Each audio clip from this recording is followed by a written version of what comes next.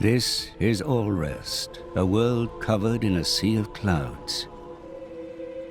Many giant life forms called Titans live in this cloud sea, and the people have built their countries and lives on top of these creatures. In the middle of this world stands the World Tree, and it's said that at the top of it lies Elysium, an idyllic land of plenty. Many great powers rule over regions of Allrest. The kingdom of Uriah is one of them, its territory contained within their Titan. The Urians deeply respect nature, boasting advanced biotechnology. For now, we should keep our troops mobilized while we monitor the situation. Their rival, the militaristic empire of Moradane, is another.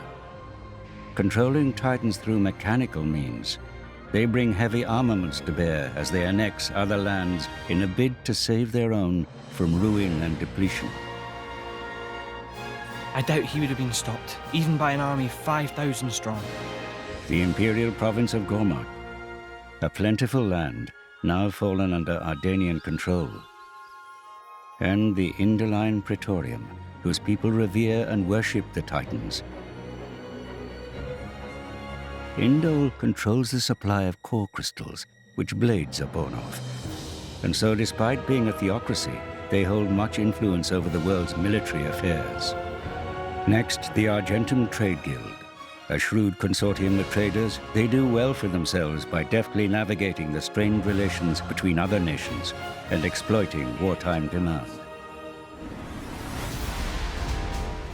And last but not least, Torna, carrying out secret operations under the Cloud Sea to achieve their mysterious goals.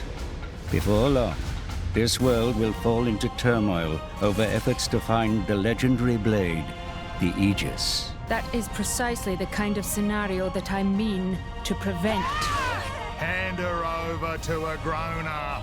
The Aegis must be destroyed. Then I shall Aegis too and make mountains of cash! I'm guessing your goal is Elysium. That is our dream! Who will find the Aegis?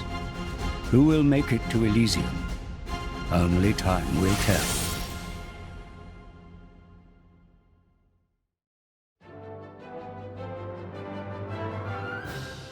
Welcome to Allrest, the world of Xenoblade Chronicles 2. My name is Azorda. Oh yes, that's me, right there. I may be relatively small, but I am also a Titan. And this little troublemaker is the protagonist of our story, Rex, who lives on my back. I suppose you could say I'm his landlord. And his guardian, too. He refers to me as Gramps. You may call me the same. Rex used to work as a salvager, scavenging useful resources from beneath the Cloud Sea. Until one day he met a girl named Pyra, and the two set off on a quest to deliver her safely to Elysium. Can you believe he accepted such a lofty job just to impress a girl? Oh yes, and this is also me. Utterly adorable, if I do say so myself. In Xenoblade Chronicles 2, you too will embark on a journey across the Titans' backs. Each Titan fosters a unique scenery, very different from its neighbors. Some have big open fields, while others boast huge caverns set deep within the Titan's own body. Remember, we Titans are living beings, each with our own quirks, which you must learn to navigate. Of course, you'll also cross paths with many a dangerous creature on these Titans. It's their home too, but it's sadly inevitable that we butt heads from time to time. Those who fight together with synthetic life forms called blades, like Rex does, are known as drivers. When drivers do battle, their weapons and powers are granted to them by blades, such as Pyra, for example. Up to 3 drivers and 3 blades can work together at any one time. As you continue attacking with your normal weapons, you constantly work toward charging up your driver arts. These special abilities run the gamut, with some allowing you to inflict extra damage depending on your positioning, while other, more arcane arts can cause HP potions to appear. Just use them wisely and watch closely the tide of battle to know when best to deploy them. Blades also support their trusted drivers by using blade arts to increase the power of their attacks, their accuracy and the like. That way, the drivers can focus on playing a more active role on the battlefield.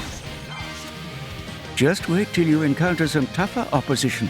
Things won't always go your way, so it's important to learn the benefits of switching blades. By using items called core crystals, drivers can awaken new blades. This is known as resonance. You aren't limited to just one. A single driver can bond with multiple blades. The weapons and arts available to you depend on the blades with which you bond. And you never know what kind of blade you'll get until you awaken them. Sometimes you may muster up some very special ones. Oh? Looks like you hit the jackpot this time. You can take up to 3 blades into battle with you, with each blade being either an attacker type, defender type, or a healer type. It's important to switch blades and tactics in step with your situation. Like I always say, there's no better game plan than using the right blade for the job at hand. As a basic rule of thumb for drivers, you should always stay abreast of the blades your party members are using, and strategize accordingly. By using your arts, you'll fill up your blade's special gauge. When you finally activate one of these specials, the driver will return the weapon to its blade owner, enabling the blade to deliver a devastating attack. Blade specials have 4 levels of intensity, and I must say, levels 3 and 4 are a bit too wild for my taste. So, what do you think? You are still a bit green, but one day you may work your way up to being a great driver yourself. There is much more to learn, but consider this a sneak peek. You can combine arts into something more and really turn the tide. And now it's past my bedtime. Your journey through the clouds begins when Xenoblade Chronicles 2 launches on Nintendo Switch December the 1st. The world of all rest is waiting for you.